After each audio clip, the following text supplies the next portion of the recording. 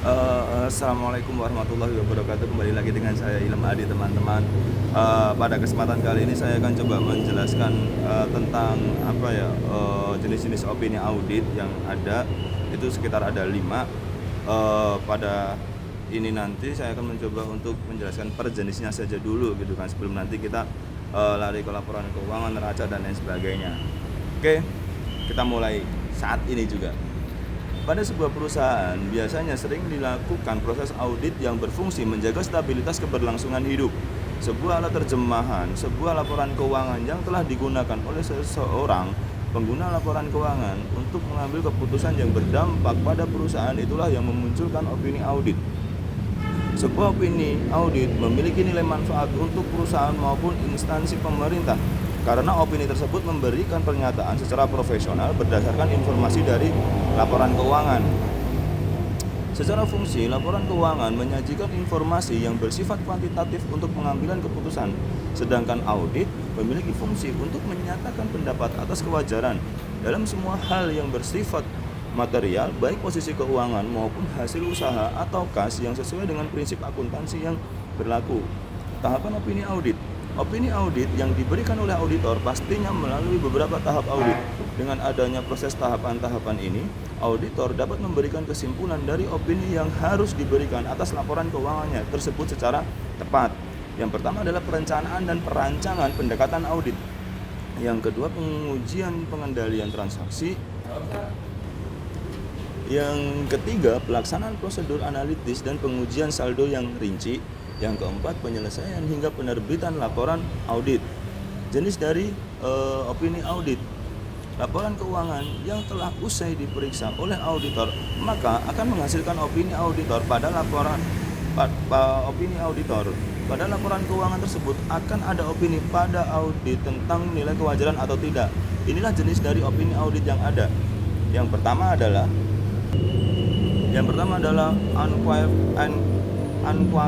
unqualified opinion atau opini wajar tanpa pengecualian.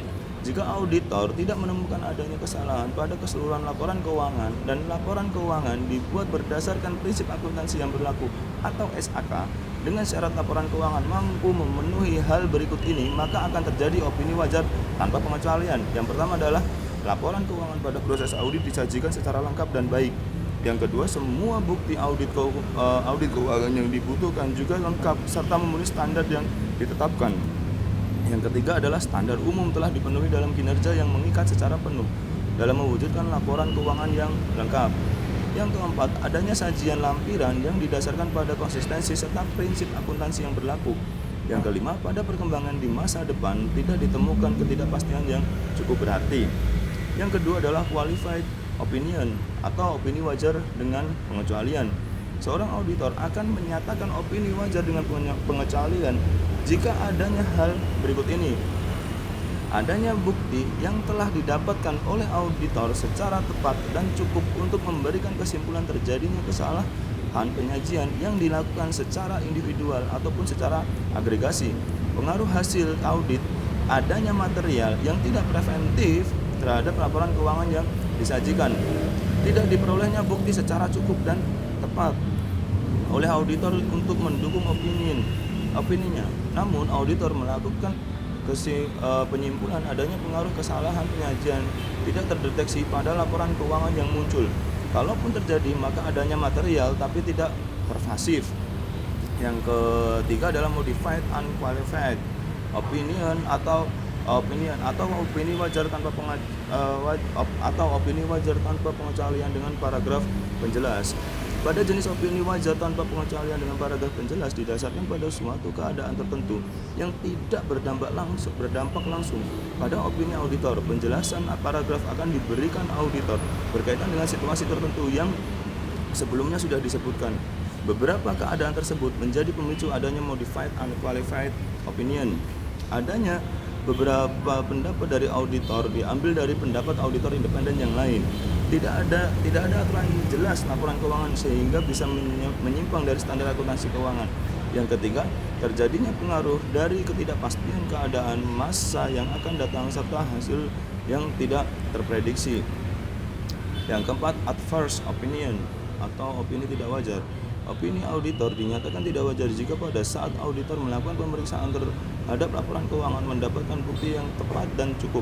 Selanjutnya, auditor akan menyimpulkan adanya kesalahan yang terjadi pada laporan keuangan seperti kesalahan penyajian ini bisa juga karena individual atau secara agregasi yang merupakan material serta pervasif dihadapkan pada laporan keuangan. Pervasif